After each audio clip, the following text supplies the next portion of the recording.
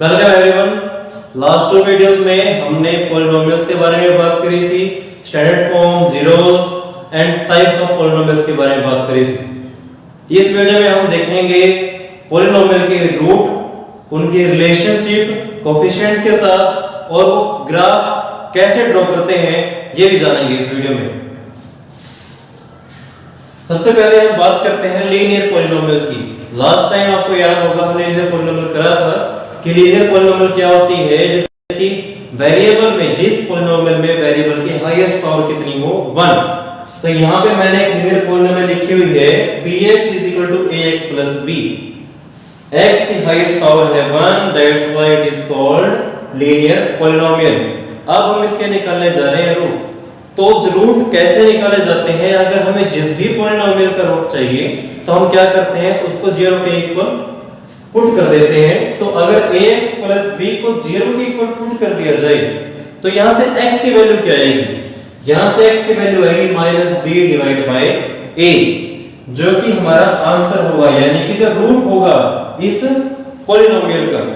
तो अगर देखा जाए तो माइनस के बाद जो b है, b हमारा एक कांस्टेंट टर्म है लीनियर पॉलिनोमियल में, और जो a है वो क्या है, कोएफिशिएंट है किसका, x का।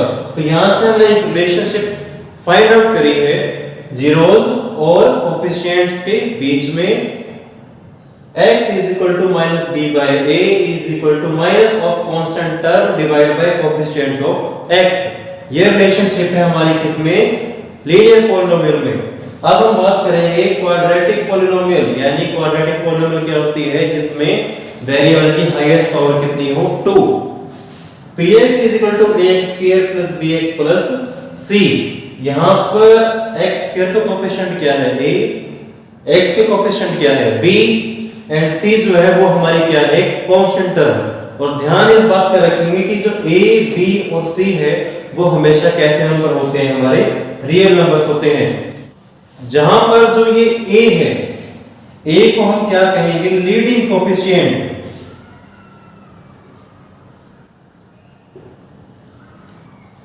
क्या कहा जाएगा, a को लीडिंग कोएफिशिएंट, यानी जो हाईएस्ट पावर होगी वेरिएबल की, उसके साथ जो हमारे पास कांस्टेंट टर्म होगी मल्टीप्लिकेशन में, उस कांस्टेंट टर्म को, उस कोएफिशिएंट को, उस केस को क्या कह दिया जाएगा, लीडिंग कोएफिशिएंट।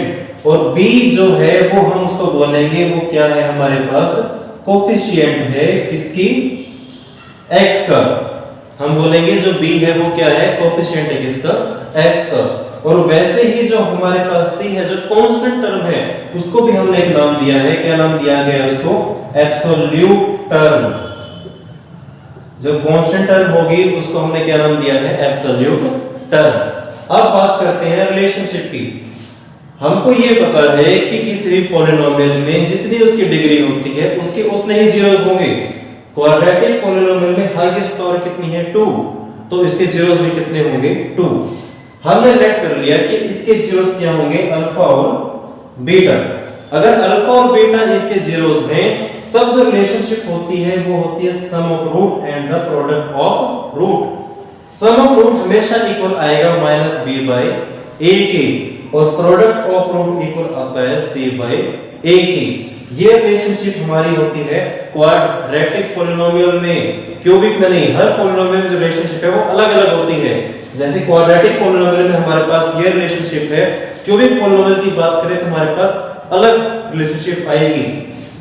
क्यूबिक पॉलिनोमियल चलो लिख लेते हैं हम, ax³ bx² cx d px। ये जो पॉलिनोमियल हमने लिखी है इसकी हाईएस्ट पावर कितनी है 3। इसको क्या कहा जाएगा, क्यूबिक पॉलिनोमियल। ओके, अब इसकी हाईएस्ट पावर कितनी है 3। हाईएस्ट पावर 3 है तो इसके जो रूट्स होंगे वो भी 3 होने चाहिए। लेट कर लिया गया, इसके रूट क्या होंगे, अल्फा, बीटा एंड गामा। 3 चाहिए थे, 3 लेट कर लिए, अल्फा, बीटा एंड गामा। तो अब रिलेशनशिप क्या होगी इनके बीच में, सबसे पहली आएगी हमारे पास सम ऑफ रूट्स, यानी alpha plus beta plus gamma, वो इक्वल होगा हमारा -b by a के। सेकंड जो रिलेशनशिप आती है वो होती है sum of the product of the two roots at a time is equal to c by a. क्या बोला जाएगा इसको? Sum of the product of the two roots at a time is equal to c by a के। Quadratic में जो सी by ए था वो हमारा प्रोडक्ट ऑफ रूट्स के इक्वल था, लेकिन क्यूबिक में वो इस इक्वल होगा sum of the product of roots at a time. और जो थर्ड रिलेशनशिप है वो होगी हमारे पास प्रोडक्ट ऑफ रूट्स, यानी alpha into beta into gamma, वो इक्वल होती है हमारी माइनस डी बाई ए की। तो ये रिलेशनशिप है हमारी क्यूबिक के लिए और ये रिलेशनशिप है हमारी क्वाड्रेटिक के लिए। अब हम इसके बारे में थोड़ा और जानेंगे कि जो क्वाड्रेटिक पॉलिनोमियल है वो ग्राफ कैसे ड्रॉ करता है।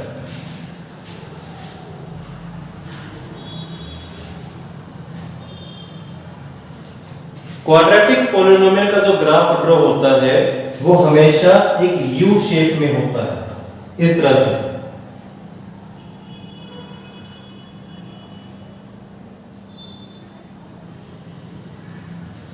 इस यू शेप वाले कर्व को, इस ग्राफ को हम कहते हैं पैराबोला।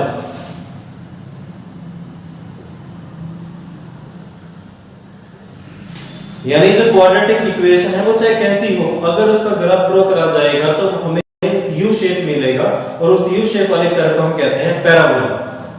अब ध्यान देने वाली बात यह है कि अगर हमारी जो पॉलिनोमियल x वेरिएबल यूज कर रहे हैं, तो अगर उस x वेरिएबल यूज कर रहे हैं तो हम उसके जीरोस कैसे फाइंड आउट करते हैं, कैसे ग्राफ देके बताते हैं जीरो से? हम देखते हैं कि वो x एक्सिस कितने पॉइंट्स पे कट कर रही है। तो फर्स्ट वन जो ग्राफ है, अगर हम इसको x एक्सिस मान के चले, x एक्सिस, तो ये कितने पॉइंट्स पे कट कर रही है? 1 एंड 2। तो हम कहेंगे कि ये जिस भी पॉलिनोमियल का ग्राफ होगा, ओके, उसके कितने रूट्स होंगे? 2 रूट्स होंगे जो कि x एक्सिस के ऊपर लाई करेंगे। ये है हमारा पहला केस। सेकंड केस हो सकता है वो पैराबोला इस तरह से आए कि x एक्सिस और उस पैराबोला के बीच में कितने पॉइंट्स कॉमन हो? सिर्फ एक। तो हम उस केस में ये नहीं कहेंगे कि जो उसका रूट है सिर्फ एक है, नहीं, हम कहेंगे कि उसका जो रूट है वो एक ही है। यानी कि रूट तो वैसे दो होते हैं, जितनी डिग्री उतने उसके रूट्स होंगे। हम कहेंगे उसके दो रूट हैं और दोनों रूट कैसे हैं? Equal. Okay. And third case, मान लिया गया कि वो पैराबोला तो है लेकिन x एक्सिस को कट ही नहीं कर रहा, तो क्या उसके कोई रूट्स होंगे? नहीं होंगे। बिल्कुल रूट्स तो होंगे, उसके दो ही होंगे, लेकिन अगर वो x एक्सिस को कट नहीं कर रहा तो हम ये बोलेंगे कि उसके रियल रूट नहीं होंगे। यानी रूट्स तो होंगे पर वो रूट्स कैसे होंगे? इमेजिनरी रूट्स होंगे। ओके, रियल रूट्स नहीं होंगे। रियल रूट कब होंगे? जब वो x एक्सिस के ऊपर कट करेगा। अब यहां से एक क्वेश्चन ये भी आता है क्या कि यू शेप तो आएगा, क्या हमेशा इस तरह से आएगा? हो सकता है वो ऐसे आ जाए, हो सकता है वो इस तरह से बने, इस तरह से। क्या ऐसा पॉसिबल नहीं है? बिल्कुल पॉसिबल है। वो किसके ऊपर डिपेंड करता है? वो डिपेंड करता है हमारा लीडिंग कोएफिशिएंट के ऊपर डिपेंड करेगा। लीडिंग कोएफिशिएंट जो a है वो हमारा कैसा है? रियल नंबर है। अब रियल नंबर है तो पॉजिटिव भी हो सकता है, नेगेटिव भी हो सकता है।